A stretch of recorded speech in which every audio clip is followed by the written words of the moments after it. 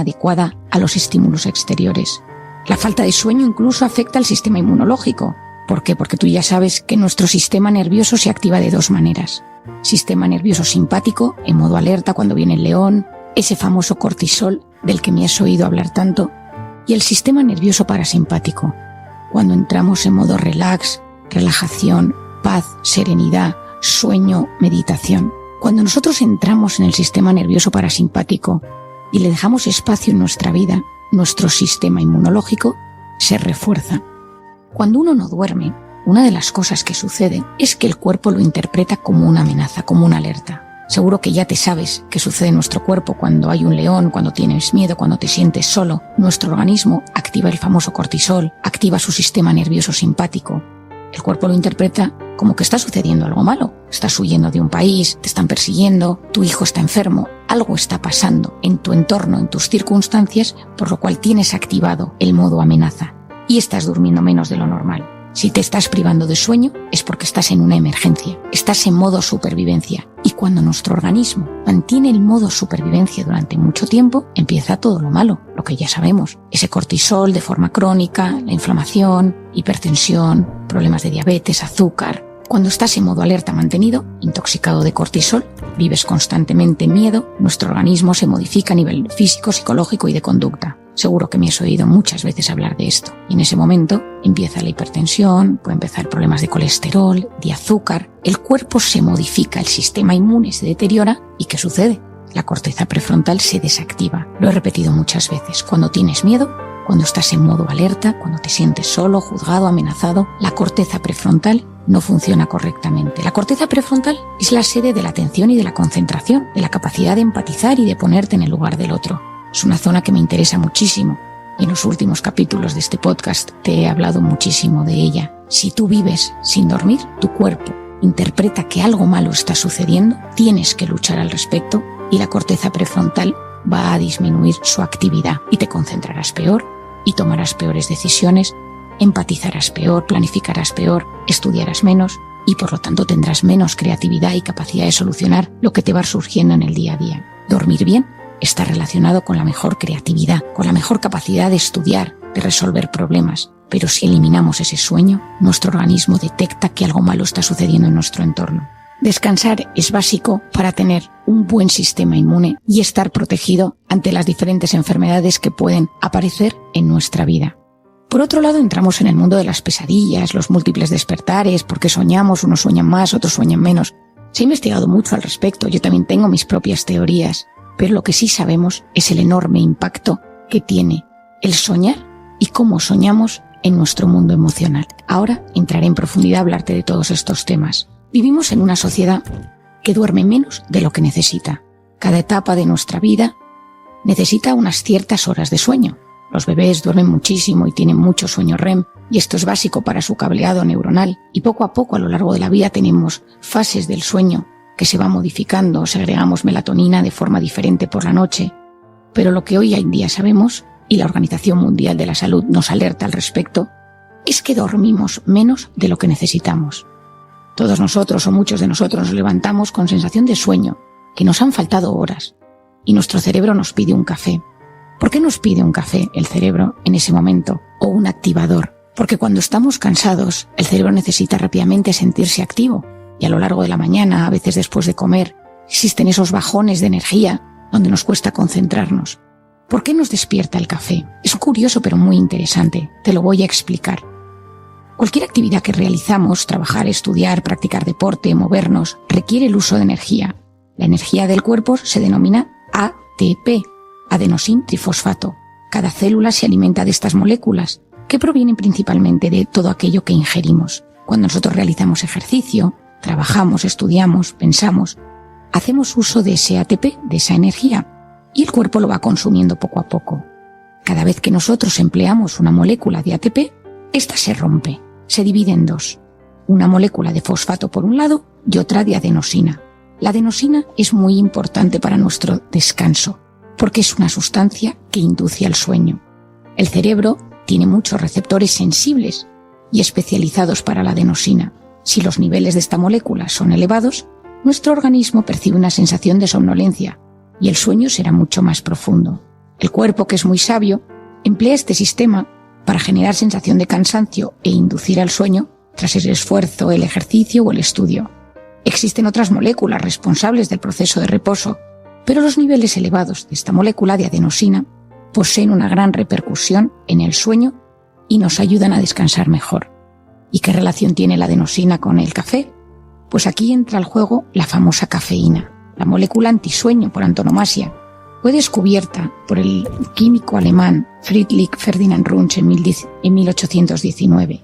La cafeína presenta una gran similitud con la adenosina. Es lo que se denomina una antagonista no selectiva de los receptores de adenosina. Cuando tú consumes cafeína, tú bloqueas los receptores de adenosina. Es decir, al consumir cafeína, el cerebro ya no recibe la señal de que tienes sueño, por lo que aguanta más tiempo despierto. Estás engañando a tu cuerpo al decirle a esos receptores que las cosas van bien, aunque, de forma real, tú estás muy cansado. Dormir poco tiene efectos nocivos para el cuerpo y para la mente. El ser humano en general necesita 4 o 5 ciclos de sueño. La duración de cada uno de ellos es en torno a los 90 minutos. Seguro que te ha sucedido en alguna ocasión, te despiertas en medio de la noche con sensación de estar despejado. Te vuelves a dormir y cuando te levantas por la mañana y suena el despertador, estás aturdido y cansado. ¿A qué se debe? Estar muy relacionado con los ciclos del sueño.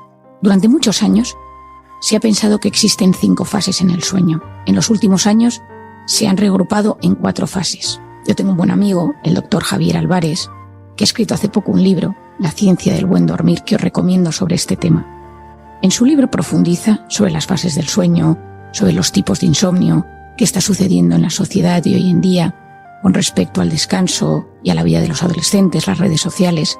Y a lo largo de estos minutos os citaré algunas cosas de su libro que me parecen de extrema importancia y relevancia. Muchas veces hablo con él y le derivo pacientes y comentamos temas del sueño, dudas que a mí me entran, porque creo a día de hoy que sigue siendo un campo apasionante del que nos queda mucho por descubrir. He escuchado decir muchas veces que el cortisol es una hormona cíclica. Por las mañanas tiene su pico más alto y a lo largo del día va disminuyendo. Cuando disminuye hacia la noche, se activa la melatonina, y esa melatonina nos ayuda a descansar.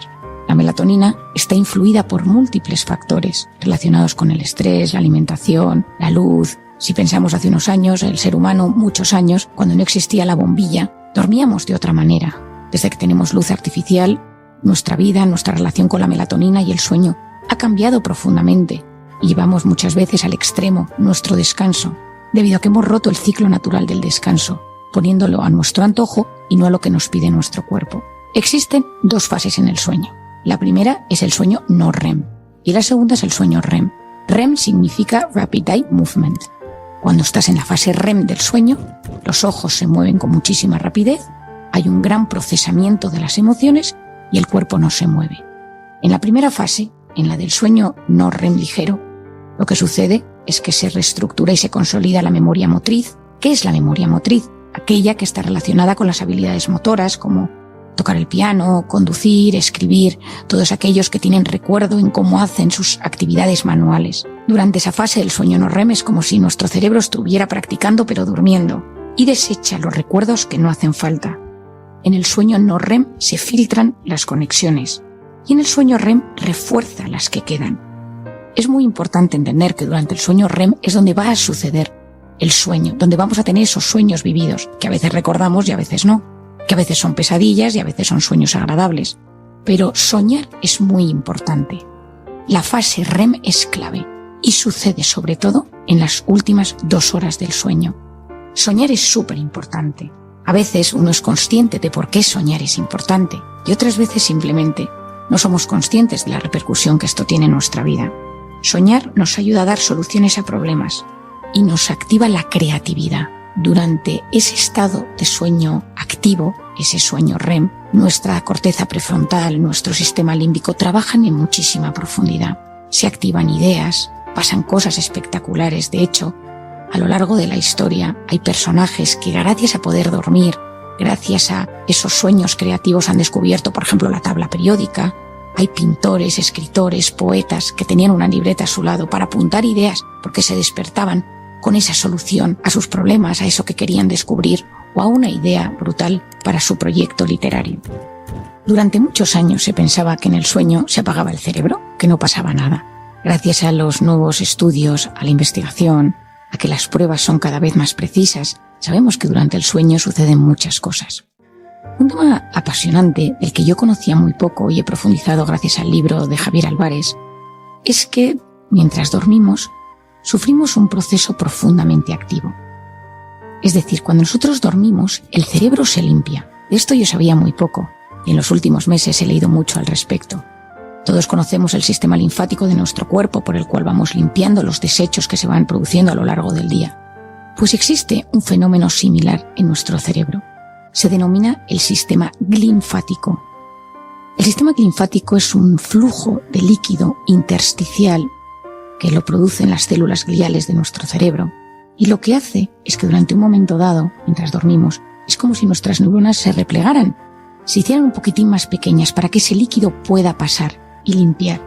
Se elimina la proteína beta-amiloide, que es muy pegajosa. Y no olvides, quizá no lo sepas, que la acumulación de esa proteína está relacionada con la enfermedad de Alzheimer. Ese sistema linfático está muy activo cuando dormimos, elimina las toxinas y otros desechos producidos por el metabolismo cerebral. Ya te estoy dando más argumentos por el cual necesito que cuides de tu sueño, por el que necesito que entiendas que dormir bien es clave, por el tema del sistema nervioso parasimpático, porque elimina toxinas, y por otro lado porque tiene una influencia directa con nuestro sistema neurológico, con nuestra forma de prestar atención, de concentrarnos.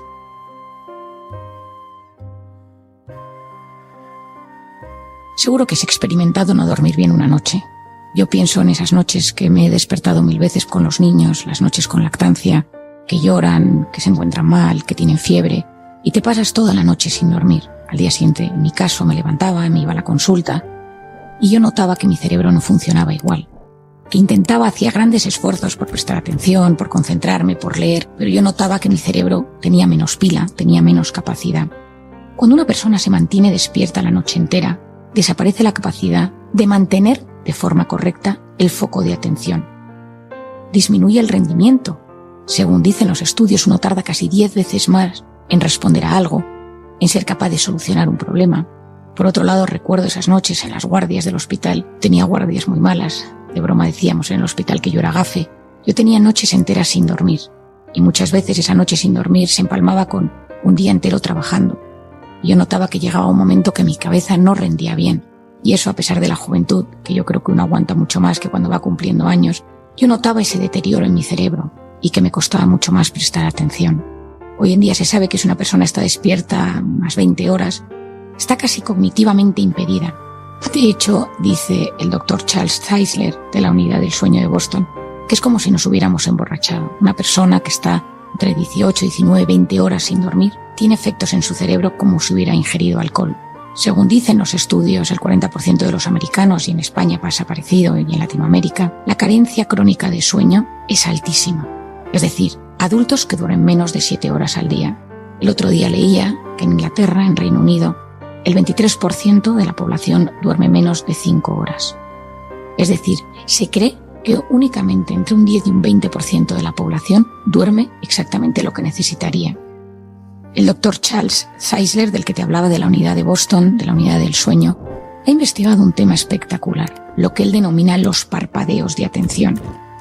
Él lo que se dio cuenta es que la gente que está constantemente cansada, la gente que es incapaz de prestar atención, tiene lo que se llama ese parpadeo de atención. Es decir, aunque uno tenga los ojos abiertos y esté mirando a su alrededor y parezca que se está enterando de lo que está sucediendo, hay zonas de su cerebro que están como en apagón y otras que están intentando prestar atención. Es decir, una parte del cerebro está dormida y otra está despierta. Esto lo denominan el sueño local, porque hay zonas del sueño de forma local que están descansando, que están durmiendo, mientras otras están despiertas. Él descubrió algo, en mi opinión, alucinante, y es que aunque mantengas los ojos abiertos y parezca que estás ahí delante, hay zonas del cerebro que no se están enterando de nada porque están durmiendo. Soñar es básico para nuestro desarrollo emocional, para una buena gestión emocional de nuestra vida. Hay grandes investigadores al respecto y el doctor Álvarez y yo lo hemos hablado en muchísimas ocasiones. Hay un investigador en Montreal, el doctor Nielsen, que también ha investigado al respecto. Soñar, tener sueños, nos ayuda a adaptarnos emocionalmente a lo que nos va sucediendo en nuestro día a día. Cuando nosotros soñamos, podemos volver a situaciones estresantes que han sucedido durante el día, durante la semana, y nuestro cerebro como que las consolida, las coloca en un lugar donde duele menos. Las revivimos, pero en general no las revivimos moviéndonos, corriendo, gritando, a veces sí, debido a que ha sido demasiado intenso o por nuestra personalidad o nuestra forma de dormir y de integrar las emociones. Pero la mayor parte de las personas sueña sin que eso tenga una repercusión física en su cuerpo, sin que se ponga a correr, a gritar, a moverse. Soñar nos ayuda a consolidar, a reestructurar los acontecimientos, los recuerdos, las memorias. Una persona que duerme bien tendrá mejor capacidad de gestionar sus emociones en el día a día. ¿Por qué hoy en día sabemos que ese sueño REM está siendo clave en que una persona tenga un equilibrio emocional, sea capaz de responder de forma adecuada, de forma correcta emocionalmente hablando a los distintos estímulos de su día a día? Y esto te lo insisto por el tema de los adolescentes. Con esto quiero entrar en el mundo de los jóvenes y de los adolescentes. Todos nosotros necesitamos dormir bien, dormir esas 7-8 horas diarias, es clave.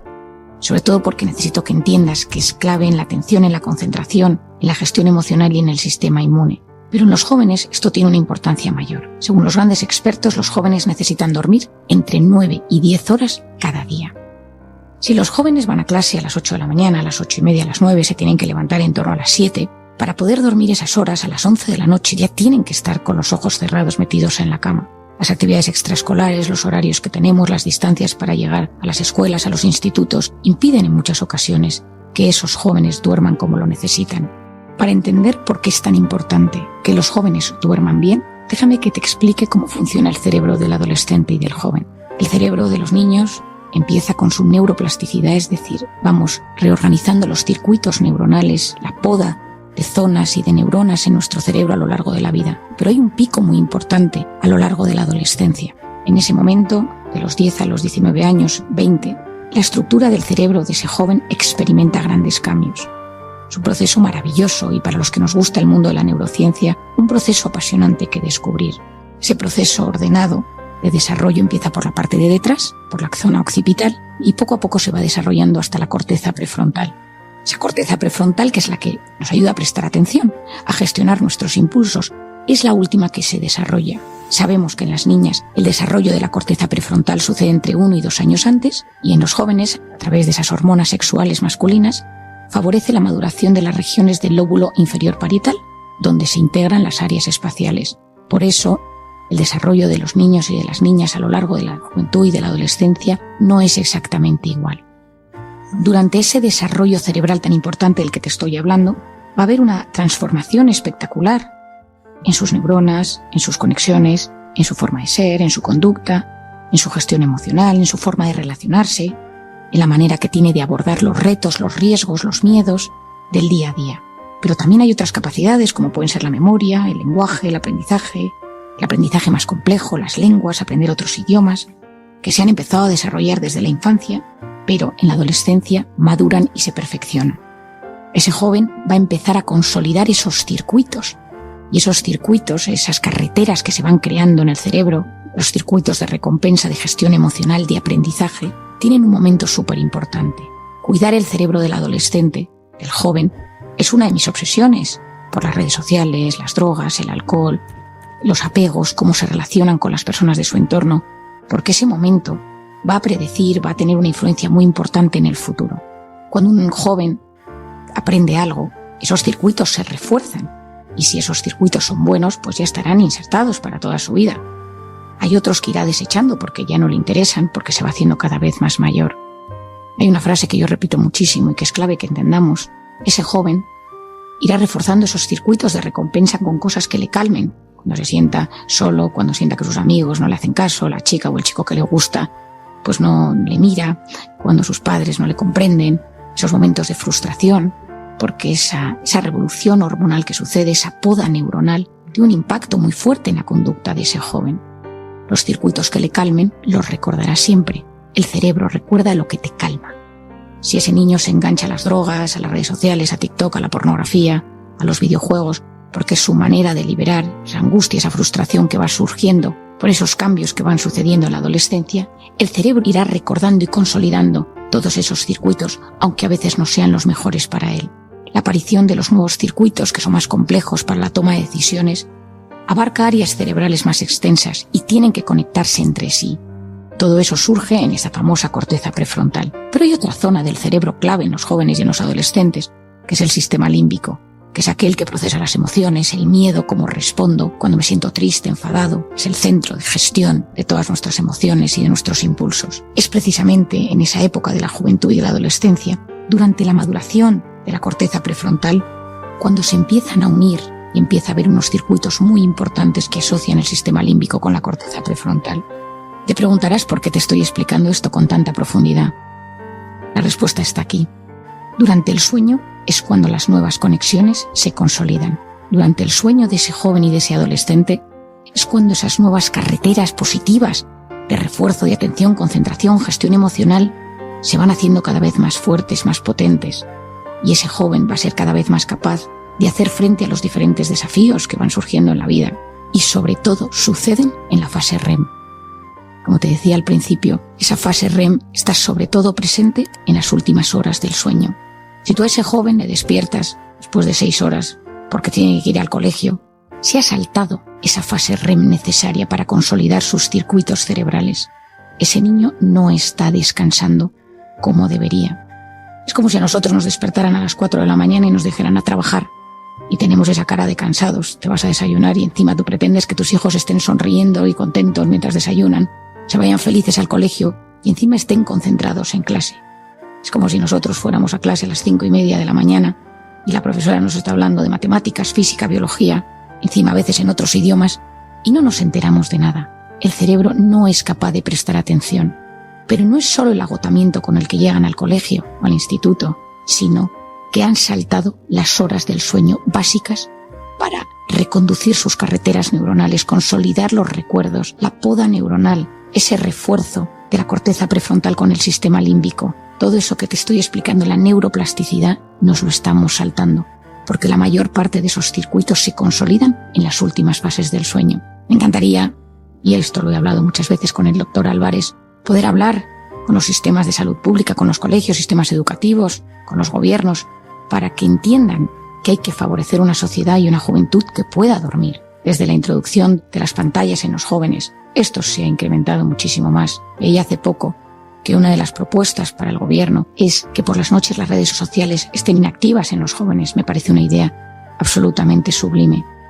Esos niños por la noche, con esos picos de cortisol ya bajitos, con la melatonina que se empieza a activar, cansados, si se exponen a las redes sociales, al tener su sistema de alerta más apagado, porque en ese momento están muy cansados, son más vulnerables a hacerse adictos a TikTok, a que la pornografía les deteriore, a que los videojuegos o Instagram hagan daño en su sistema de corteza prefrontal o su sistema de gestión de las emociones.